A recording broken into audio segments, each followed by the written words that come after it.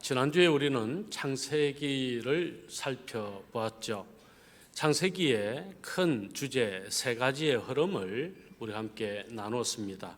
그것은 창세기 책의 기원에 관한 흐름이었습니다. 첫 번째 그 흐름은 무엇이었습니까? 역사의 기원에 관한 책이다라는 것이었고요. 두 번째는 구별의 기원에 관한 책이었다. 그리고 마지막으로 하나님께서 창세기를 통해 우리에게 주신 이 믿음을 바라보게 하는, 그래서 믿음의 기원에 관한 책이라고 하는 이 세 가지의 큰 흐름을 우리가 지난주에 살펴보았습니다. 오늘은 출애굽기입니다. 출애굽기도 마찬가지입니다. 세 가지의 굵직한 주제로 그 흐름이 이어지고 있다는 것을 알 수 있습니다. 출애굽기에 나타난 이 세 가지의 굵직한 주제는 먼저 첫 번째 해방이라고 하는 주제입니다. 두 번째는 구별이라고 하는 주제이고요. 마지막 세 번째는 거주라는 주제입니다. 1장부터 18장까지의 내용을 보면 이스라엘 백성들이 애굽에서 나오게 하신 하나님, 역사하신 하나님이 이제 이스라엘 백성들로 하여금 구원에 이르게 하는 이 해방이라고 하는 큰 주제를 18장까지 이어가고 있죠. 그리고 19장 드디어 시내산에 오름으로부터 하나님께서 이루시는 언약의 관계, 하나님의 백성들과 하나님이 맺으신 언약의 관계, 이것을 통해 하나님의 백성들이 어떻게 구별되는가 하는 것을 나타내고 있습니다. 이것이 19장부터 24장까지 나타나는 큰 흐름이 되죠. 마지막 거주, 이제 성막 25장 성소를 건축하기 위해서 이스라엘 백성들이 예물을 바치는 사건으로부터 25장이 시작이 되죠. 그래서 거주, 성막을 통하여 창세기의 하나님은 동행하시는 하나님이었다고 한다면 출애굽기의 하나님은 거주하시는 하나님, 임재하시는 하나님, 성막 가운데 이스라엘의 중심에 임하셔서 그들과 함께 하시는, 마치 신방하여 이스라엘 백성들과 더불어 머물러 계시는 하나님을 그리고 있다 하는 겁니다. 이게 거주라고 하는 큰 주제이죠. 이게 25장부터 40장 마지막 장까지 나타나는 흐름이라고 말할 수 있습니다. 자, 그러면 먼저 우리는 이 해방, 이스라엘 백성들이 어떻게 해서 해방을 맞이하게 되는가 하는 것을 첫 번째 우리 큰 주제 해방이라는 것을 통해서 알게 되죠. 자, 하나님은 하나님의 손의 권능으로 이스라엘 백성들을 애굽에서 나오게 합니다. 여러분, 출애굽의 뜻이 무엇이죠? 애굽에서 나오다라는 뜻이거든요. 죄에서 나오다, 사단의 종노릇함에서 나오다. 이제 하나님의 백성이 세상으로부터 나오는 이 해방, 이것은 곧 예수 그리스도를 통한 구원을 바라보게 하는 사건이 출애굽 첫 번째 단락에서 나타난다 하는 겁니다. 하나님이 하나님의 손에 권능으로 행하신 일이 뭐예요? 이것은 하나님이 이스라엘 백성들을 애굽의 모든 신들보다 이기시고 승리하시는 하나님이심을 드러낸 하나님의 손, 권능의 손의 사건이죠. 자, 우리 출애굽기 3장 20절의 말씀인데 우리 같이 한번 읽겠습니다. 같이 읽습니다.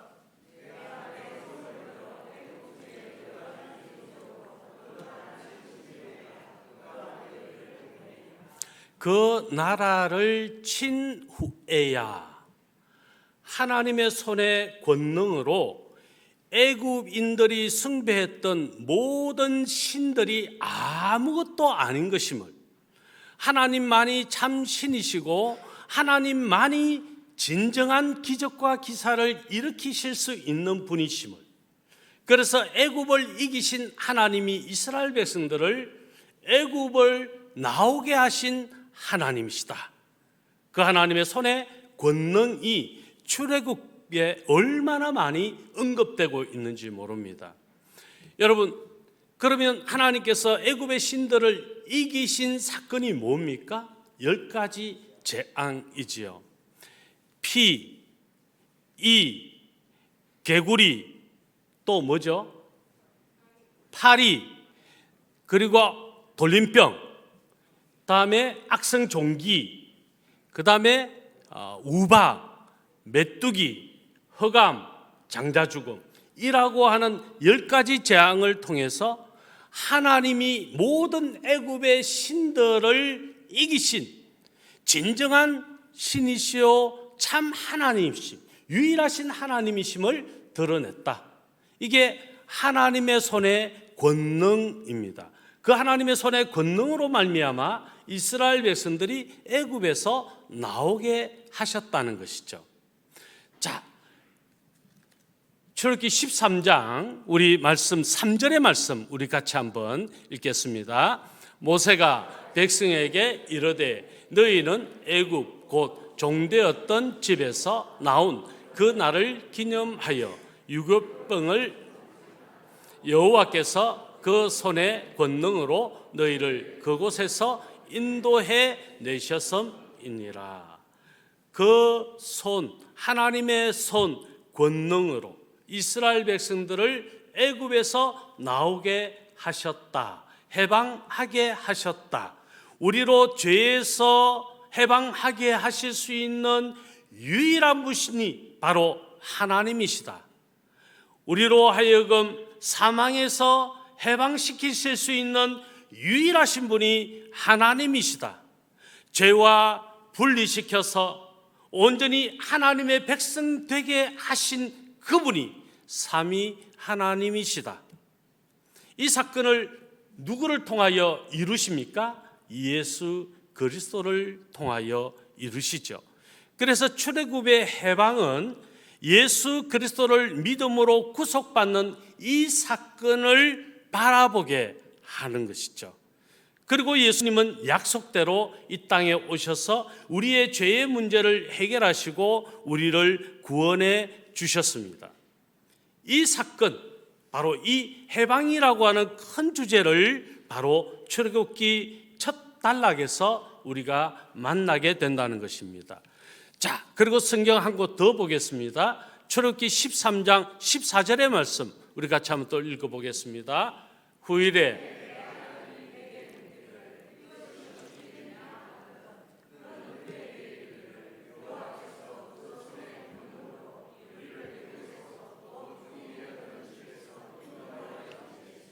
너희 자녀들이 이 출애굽의 사건에 대하여 묻는다면 너희는 이 출애굽 사건이, 이 해방의 사건이 하나님의 손의 권능으로 이루어진 것임을 가르쳐라. 우리가 믿음의 대가 끊어지지 않는 것은 너무 중요합니다. 믿음의 대가 이어지는 것이 진정한 축복입니다.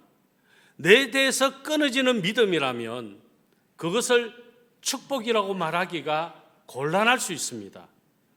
왜냐하면 하나님은 우리가 3, 4대뿐 아니라 1000대까지라도 복받기를 원하시는 하나님이십니다. 무슨 말이죠?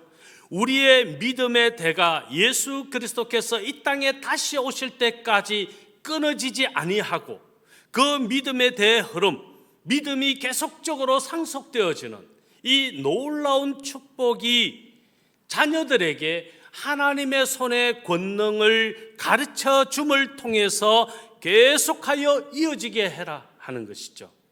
그 하나님의 손의 권능은 예수 그리스도의 십자가로 나타나고 그 십자가의 복음은 모든 자녀들, 우리 대가 계속하여 복음의 능력으로 진정한 승리, 구원의 감격을 이어가게 해야 된다.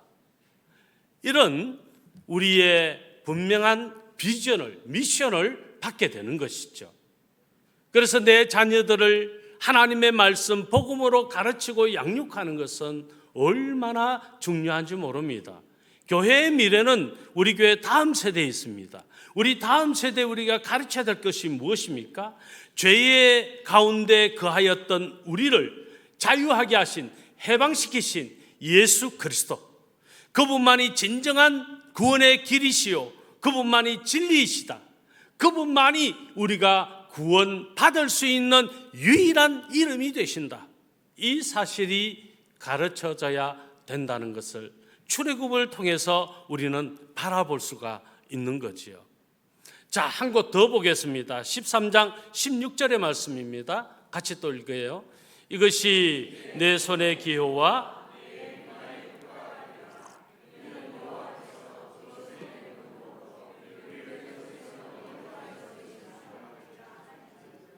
그 손의 권능으로, 계속적으로 반복되죠. 그 손의 권능으로, 그 손의 권능으로.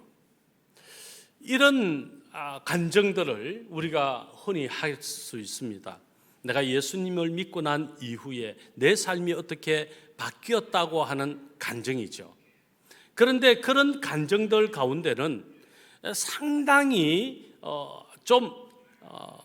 뭐라 그럽니까? 스릴 있고 임팩트가 있고 뭔가 아주 내 인생의 한 획을 그을 만한 굵직한 사건들이 있었다.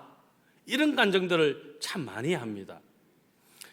어떤 경우는 어떤 무서운 질병을 만났는데 그 질병이 오히려 예수 그리스도를 만나는 계기가 되었고 예수님을 만나는 순간에 그 질병의 문제가 해결되었다.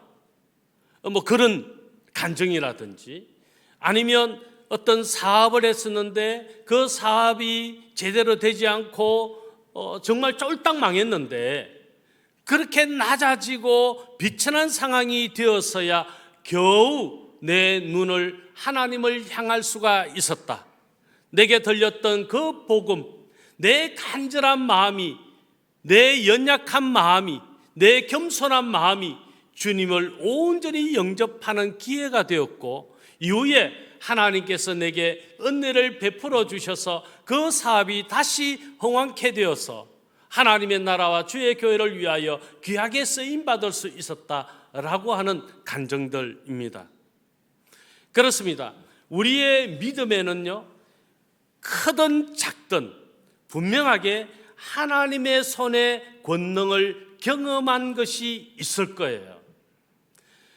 모태신앙인들은 특별하게 이런저런 사건들이 내가 뚜렷하게 기억나는 게 없다, 그럴 수 있어요.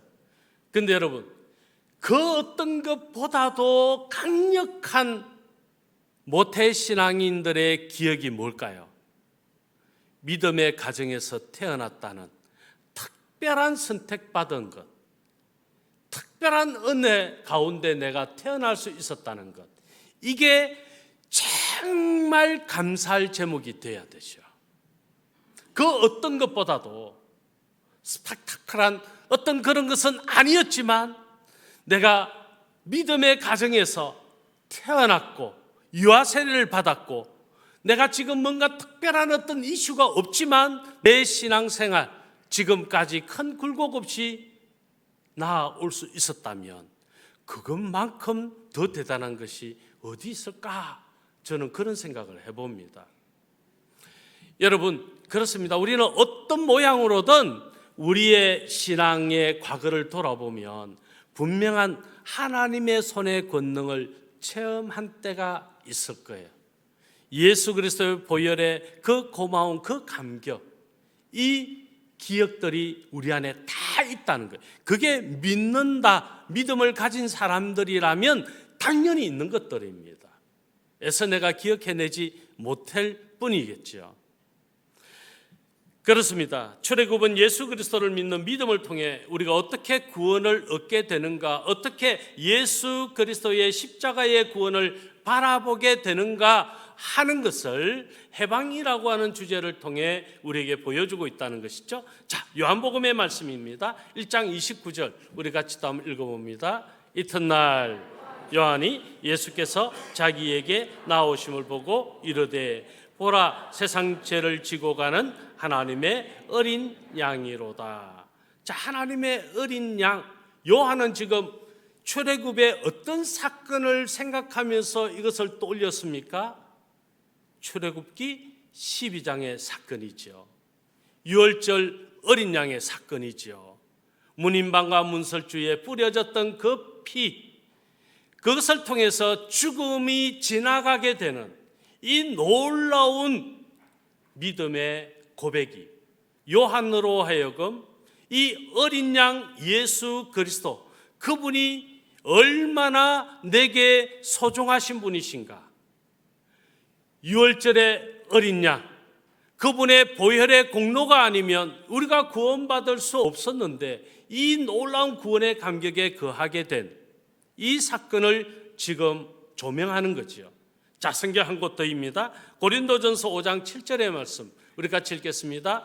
너희는 누룩 없는 자인데 새 덩어리가 되기 위하여 묵은 누룩을 내버리라. 우리의 유월절 양 곧 그리스도께서 희생되셨느니라. 사도 바울도 바로 어린 양, 유월절 양, 그리스도께서 희생되신 십자가의 사건, 이것을 출애굽기 12장의 사건을 조명하면서 드러내고 있는 것이죠. 자, 마지막으로 한 곳 더 읽겠습니다. 베드로전서 1장 18절로 21절까지 좀 길지만 우리 연속해서 같이 한번 읽어봅니다. 너희가 알거니와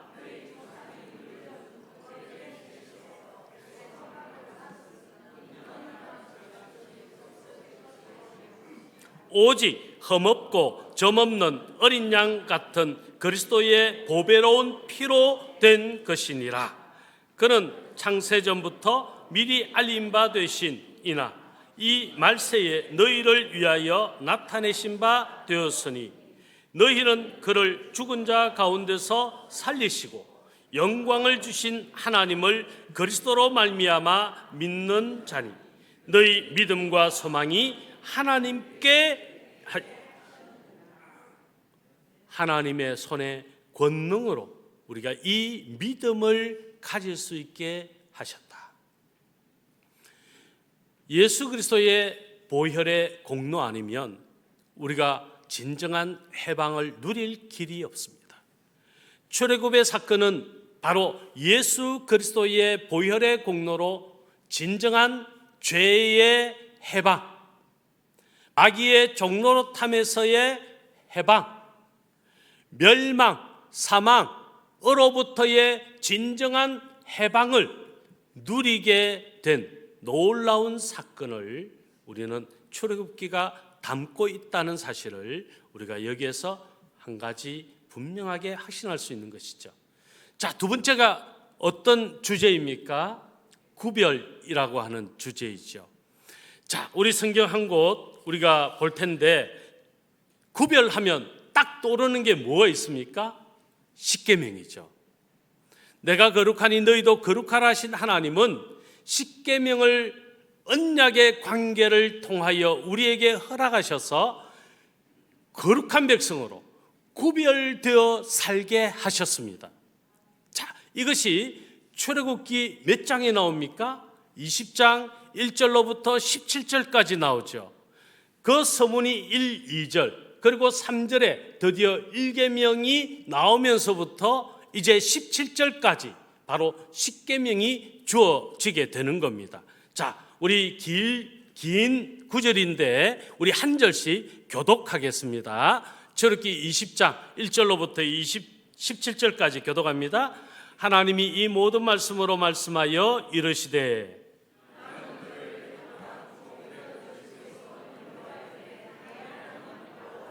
너는 나 외에는 다른 신들을 네게 두지 말라.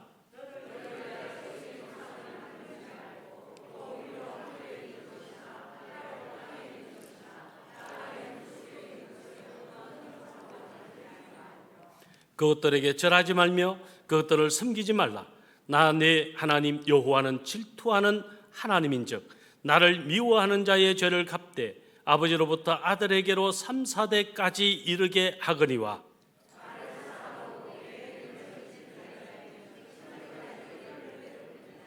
너는 내 하나님 여호와의 이름을 망령되게 부르지 말라.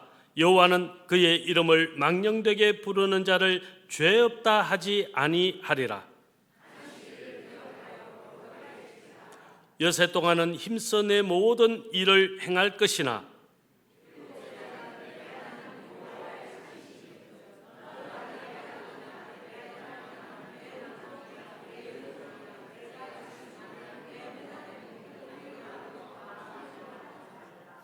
이는 여세 동안에 나 여호와가 하늘과 땅과 바다와 그 가운데 모든 것을 만들고 일곱째 날에 쉬었음이라. 그러므로 나 여호와가 안식일을 복되게 하여 그 날을 거룩하게 하였느니라.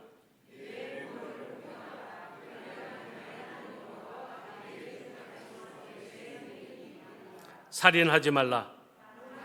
도둑질하지 말라. 같이요.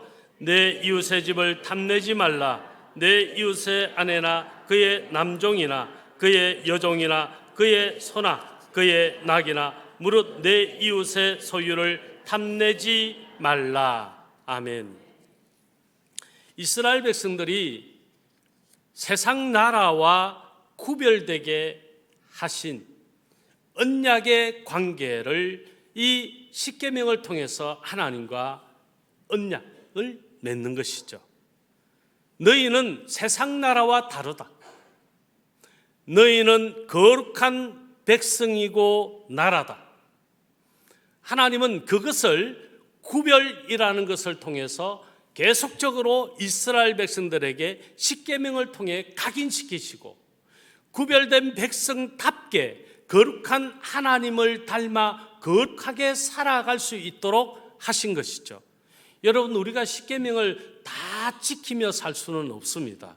왜냐하면 이 십계명의 의미를 공부하면 우리가 아무리 완벽한 사람이라도 이 십계명을 지킬 도리가 없습니다. 예를 한 가지만 든다면 살인하지 말라. 예수님은 이것이 형제를 미워하는 것이 살인하는 것으로 적용하셨습니다. 여러분, 우리가 사람을 미워하지 않을 수 있습니까? 도둑질하는 것도 그렇습니다. 꼭 내가 어떤 사물을 훔쳐야만 도둑질이 아닙니다. 상대방에게 피해를 끼치고 상대방의 재산상의 어떤 문제를 내 행동으로 말미암아 일으켰다면 모든 것이 다 도둑질입니다. 이런 일들은 내가 고의로도 할 수 있고 실수로도 얼마든지 할 수 있는 일들입니다. 그래서 내가 완벽하게 십계명을 지킨다고 하는 일은 쉽지 않습니다. 그런데 왜 이 십계명을 지켜야 하고 왜 지키라고 말씀하시는 것일까요? 너희는 거룩한 백성이라는 것입니다. 세상과 구별된 백성이라는 것입니다. 세상 사람들과 다른 사람들이라는 것입니다. 너희는 내 손에 붙들린 나의 백성이라는 것입니다. 너희는 내 자녀들이라는 것이죠. 너희는 구별된 존재다.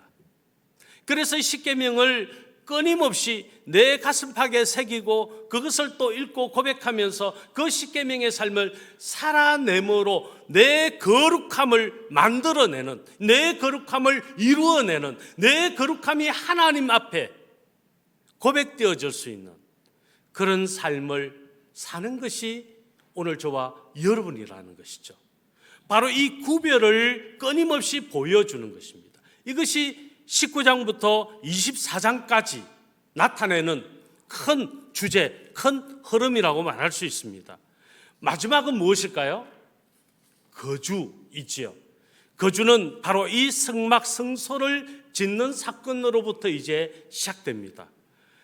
하나님은 앞서 말씀드린 것처럼 이제 창세기의 족장들과 함께 동행하셨던 하나님, 그 차원을 넘어서서 하나님은 우리가 성전이 되게 하시고 우리 안에 거주하시기를 원하시는 하나님, 이 사건을 바라보게 한 것이 바로 성막의 사건이라는 것이죠. 자, 성막, 하나님의 백성들, 그분의 백성들과 함께 거하고 싶어 하시는 하나님. 그래서 성경은 성막에서의 예수 그리스도의 사역을 보게 된다고 말합니다. 그래서 성막은 예수 그리스도, 그분의 우리와 함께 거하시는 사건을 예표하는 사건이다.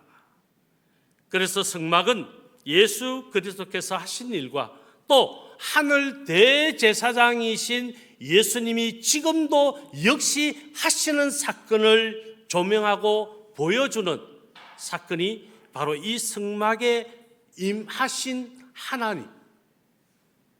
우리는 그 하나님을 통해서 그것을 보는 것이죠. 자, 고린도전서 6장 19절로 20절의 말씀입니다. 같이 한번 읽어보겠습니다. 너희는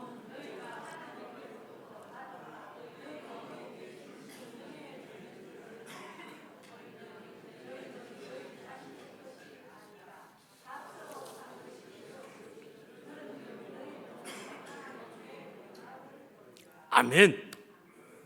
자, 너희 가운데 계신 성령의 전, 누구를 말합니까? 예수 그리스도를 믿음으로 구원받은 오늘 저와 여러분 모두를 말하는 거예요. 구약의 성막에 거하셨던 하나님, 임재하셨던 하나님, 그 하나님은 예수 그리스도를 믿음으로 구원받은 오늘 저와 여러분의 육신, 삶의 모든 우리의 삶의 지경에 임하셔서 거하시는 하나님이시다. 자, 그 하나님을 나타내는 예수님의 이름이 뭐라고요? 임마누엘. 하나님은 우리와 항상 함께 하신다. 거하신다는 것이죠. 거주하시는 하나님이시라는 것이죠. 너희는 너희 자신의 것이 아니라 값으로 산 것이 되었다. 어떤 값이 지불됐습니까? 테텔레스타이, 하나님의 십자가, 그 보혈 값으로 우리의 모든 죄의 문제를 다 이루어 주셨다. 하나님이 우리의 모든 죄값을 예수 그리스도를 통하여 다 치르게 하셨다. 그래서 우리는 이 값을 치른 대가로 구원받은 하나님의 자녀가 됐다. 이제 우리의 구원의 값은 얼마라고요? 예, 우리 어린 아이들에게 설교하면서 우리의 구원은 얼마짜리? 예, 예수짜리. 예수님의 죽음, 예수님의 그 죽으심, 이것이 우리를 구원하신 값이라는 것이죠. 그런 의미에서 우리는 어떻게 살아야 합니까? 그래서 이 성경 마지막 부분 이렇게 말하는 것입니다. 그런즉 너희 몸을 하나님께 영광을 돌리라. 우리의 몸으로 하나님께 영광을 돌릴 존재가 됐다. 하나님이 아무나 영광 안 받으십니다, 여러분. 하나님은요, 좀 사람을 구별하셔요. 아무의 영광을 하나님 취하시는 게 아니에요. 누구예요? 예수 짜리의 사람, 그의 영광을 하나님이 받으시기 원하신다는 거예요. 이게 얼마나 대단한 건지 여러분 아십니까? 이게 얼마나 굉장한 것인지 몰라요. 아무의 영광이나 하나님 받으시는 게 아니라는 거예요. 예수님의 대가가 지불된 사람, 그만이 하나님께 영광 올릴 자격이 있고 하나님께서 그의 영광만을 취하신다는 거예요. 그게 우리의 구원이라는 겁니다. 우리의 구원의 가치가 적어도 그 정도 된다는 거예요. 이게 느껴져야 구원의 감격이 있는 거죠. 자, 마지막으로 성경 한 번 읽어봅니다. 에베소서 2장 20절로 22절의 말씀입니다. 같이 읽겠습니다. 너희는 사도들과, 자, 같이 읽습니다. 너희는 사도들과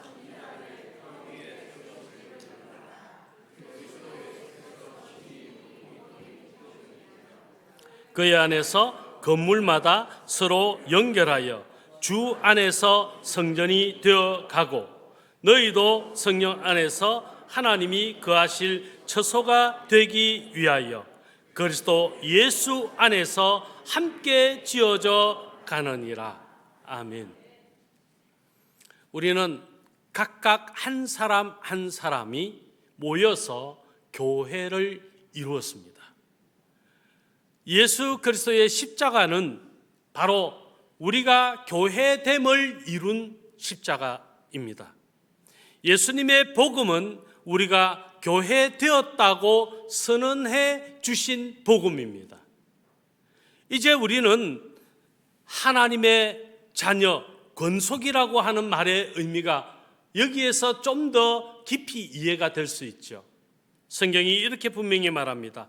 너희도 성령 안에서 하나님이 거하실 처소가 되기 위하여 그리스도 예수 안에서 함께 지어져 가는 존재다. 여러분, 우리는 뗄래야 뗄 수 없는 관계입니다. 옆에 계신 분 얼굴 한번 보실까요? 떨어질 수 있겠습니까? 떨어지면 못 살겠죠? 당장 오늘 헤어지면 못 살 것 같은 느낌이 드십니까? 진짜입니까? 그러면 출애굽기를 제대로 아셨습니다. 출애굽기는 해방, 구별, 거주라고 하는 큰 주제의 흐름을 말씀하면서 예수 그리스도의 놀라운 구원으로 말미암아 진정한 자유, 진정한 하나님의 나라 백성으로서의 삶을 끊임없이 바라보며 살아가게 만드는 책입니다. 이번 1월 31일이 1월 마지막 날인데 31일 날 출애굽기 30장까지 읽혀지는, 내일도 나오시고 모레도 나오시고 마지막까지 나오셔서 이 출애굽기에 담긴 세 가지의 큰 흐름 줄기를 우리 함께 누리며 감격적으로 살아갈 수 있기를 예수님의 이름으로 축원합니다. 축도